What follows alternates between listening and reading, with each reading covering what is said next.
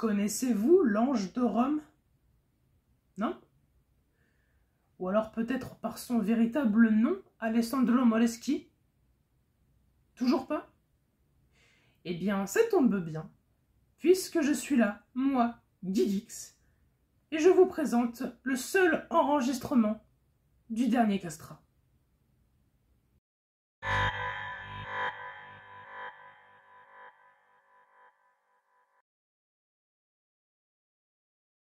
Né le 11 novembre 1858 à Monte Compatri, putain mais cet accent, est mort le 21 avril 1922 à Rome, Alessandro Moleschi est un chanteur italien. Et pas n'importe quel chanteur, puisqu'il s'agit tout simplement d'un castrat.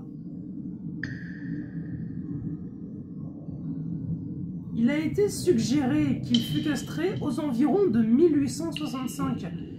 Mais seules les raisons de cette opération demeurent incertaines. Il se peut qu'elle soit due à un problème purement médical, notamment à une hernie scrotale, ou alors pour des raisons musicales. Alors pour les plus jeunes d'entre vous qui regardent cette vidéo, vous vous demandez sûrement peut-être qu'est-ce qu'un castrat?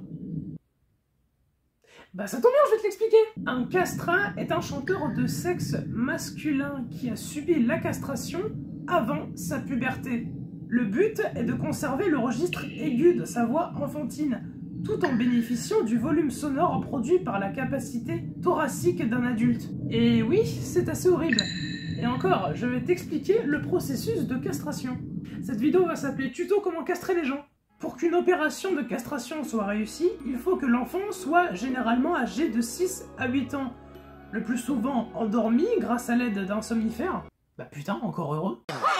On utilisait souvent l'opium pendant l'opération, puis plongé dans un bain très chaud qui conduit les cerises à se flétrir puis disparaître quand ils n'ont pas été coupés. Ce qui est intéressant à savoir, c'est que les premiers chanteurs castrats n'apparaissent qu'à la période de l'Empire byzantin. En Occident, les premiers castrats connus chantent dans la chapelle du duc de Ferrare, à la fin des années 1550. Une autre légende urbaine qui se propage beaucoup sur les castrats est le fait qu'ils aient une voix totalement magnifique. En effet, les castrats ont la particularité d'atteindre des sommets de notes, des notes très aiguës juste avec leur voix de torse. Ce qu'il faut savoir en chant, c'est qu'on possède plusieurs types de voix. Par exemple, moi quand je parle avec la voix du torse. Qu'est-ce qu'il y a là? Qu'est-ce qu'il y a? Mais si on veut chanter plus haut, on utilise sa voix de tête. Donc une voix qui résonne plus dans la tête. Je vais pas faire d'exemple STP frérot.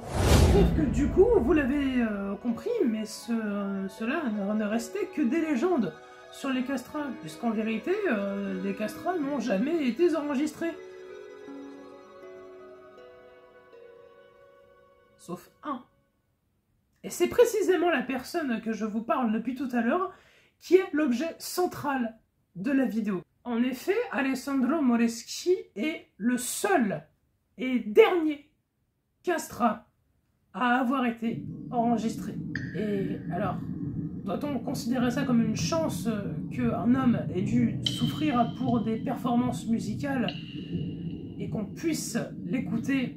Je ne sais pas si ça doit être bien vu ou mal vu. Ce monsieur a été castré durant sa jeunesse. Et vous imaginez la douleur qu'il a dû ressentir. Et donc, je voulais vous faire écouter ça. Parce que déjà, c'est le seul enregistrement d'un castrat qu'on a. Et aussi, puisque c'est là que je me rends compte quand même que dans la voix, la voix, elle peut être aussi, parfois, vecteur de message. Écoutez bien l'enregistrement.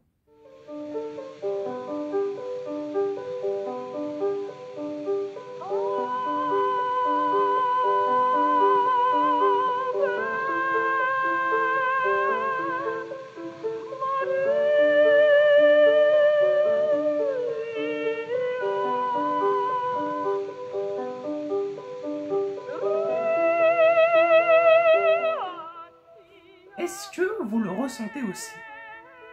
Ce sentiment d'étrange, ce sentiment de mal-être qui nous enveloppe quand on écoute l'enregistrement. Peut-être que ça vous le fait, ou peut-être que vous y êtes moins sensible que moi, mais j'ai vraiment l'impression d'entendre une douleur dans la voix. Et c'est quand même assez intéressant quand même que là, on peut entendre dans une voix un message, une sorte d'appel à l'aide. Et cet enregistrement, c'est aussi un peu une sorte de rappel, une sorte de livre de mémoire de tous ces hommes, de tous ces enfants qui ont été castrés simplement pour des performances musicales, des vocalises. Et il est important de s'en souvenir de tout cela, de tous ces enfants qui ont souffert, rien que pour la beauté de la voix pour les oreilles.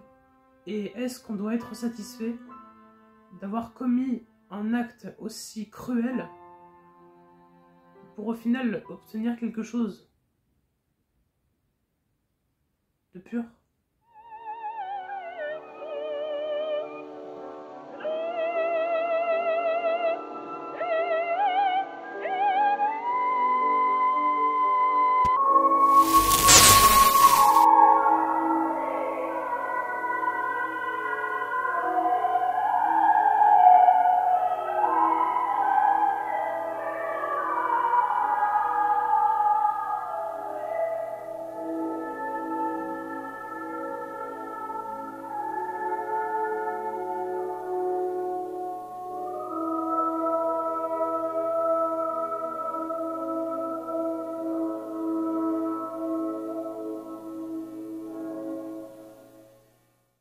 Voilà qui conclut cette vidéo, j'espère qu'elle vous aura plu. Franchement, je ne m'attendais pas au succès du premier épisode, qui a fait, je crois, à peu près là où j'enregistre 2000 vues.